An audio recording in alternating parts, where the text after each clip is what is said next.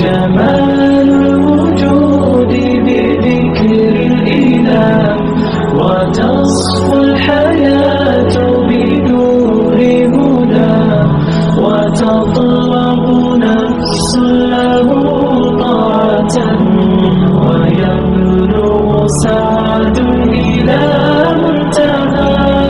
فؤاد شغوف إلى ربه أحب. جمال الوجود بذكر الإله، وتصفو الحياة بنور هدى، وتطلب نفس له طاعة، ويبلغ سعد إلى منتهى.